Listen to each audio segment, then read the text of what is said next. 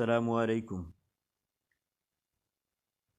Dear students, Pakistan affairs کا آج ہمارے پاس ٹاپک ہے ڈائریکٹ ایکشن ڈے 1946، یوم راست اقدام 1946۔ مسلم لیگ اور قائد اعظم جو کہ کابینہ مشن پلان کو قبول کر چکے تھے، کانگریس اور برطانوی حکومت کے مذاکرات اور تعطل سے عاجز آ رہے تھے، کیونکہ اس سے اندازہ یہ ہو رہا تھا کہ انگریز کانگریس کی حمایت کر رہے ہیں، نہ کہ پاکستان کے قیام کی۔ نتیجتاً مسلم لیگ نے کابینہ مشن پلان کو مکمل طور پر مسترد کر دیا اور قائد اعظم محمد علی جناح نے 16 اگست 1946 کو ڈائریکٹ ایکشن ڈے قرار دیا۔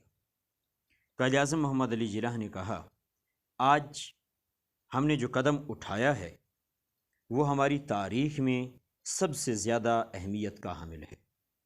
مسلم لیگ کی تاریخ میں ہم نے کبھی آئینی طریقوں سے ہٹ کر کوئی قدم نہیں اٹھایا، لیکن اب ہمیں ایسا کرنے پر مجبور کیا جا رہا ہے۔ آج کے دن ہم آئینی طریقوں کو الوداع کہہ رہے ہیں۔ یوم راست اقدام کے اعلان سے 2 روز قبل قائد اعظم محمد علی جناح نے ہدایات دیں کہ 16 اگست کا مقصد یہ نہیں کہ کسی بھی صورت میں راست اقدام کیا جائے۔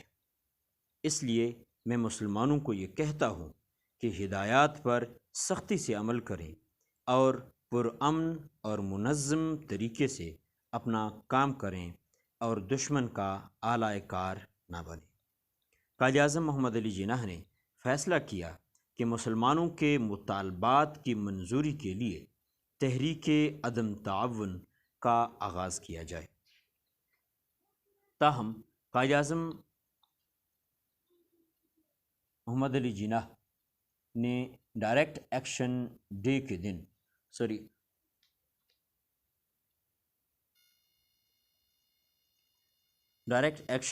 کے دن فرقہ وارانہ فسادات پھوٹ پڑنے کی وجہ سے ہزاروں کی تعداد میں لوگ مارے گئے۔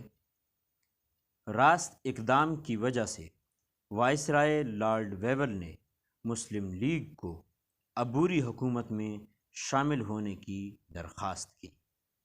مسلم لیگ نے عبوری حکومت میں شمولیت اختیار کی اور لیاقت علی خان نے وزیر خزانہ کا عہدہ قبول کیا۔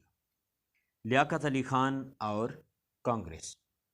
لیاقت علی خان کے وزیر خزانہ بننے سے کانگریس کو یہ خدشہ لاحق ہو گیا کہ وہ تاجر برادری پر بھاری ٹیکس عائد کر کے سختی کریں گے۔ 1946 کے بجٹ سے یہ خدشات درست ثابت ہو گئے، جب تجارت میں 1 لاکھ روپے سے زائد منافع پر 25% ٹیکس عائد کر دیا گیا۔ اس کے علاوہ دوسرے ٹیکس بھی لگائے گئے، جس سے کانگریس سے تعلق رکھنے والے کئی بڑے تاجر پریشان ہو گئے۔ ہندو کاروباری طبقہ اس سختی پر بلبلا اٹھا اور کانگریس کو احساس ہوا کہ وہ اور مسلم لیگ ایک متحدہ حکومت میں شامل نہیں ہو سکتے۔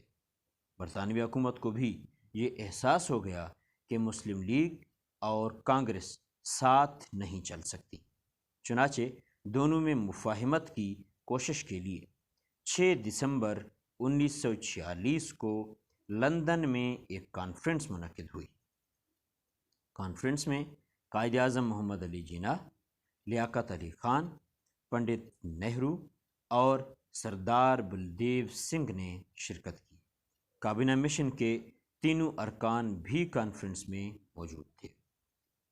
عبوری حکومت کی تشکیل کے بعد وائسرائے نے 9 دسمبر 1946 کو دستور ساز اسمبلی کا اجلاس طلب کیا۔ مسلم لیگ نے اجلاس میں شرکت سے انکار کر دیا۔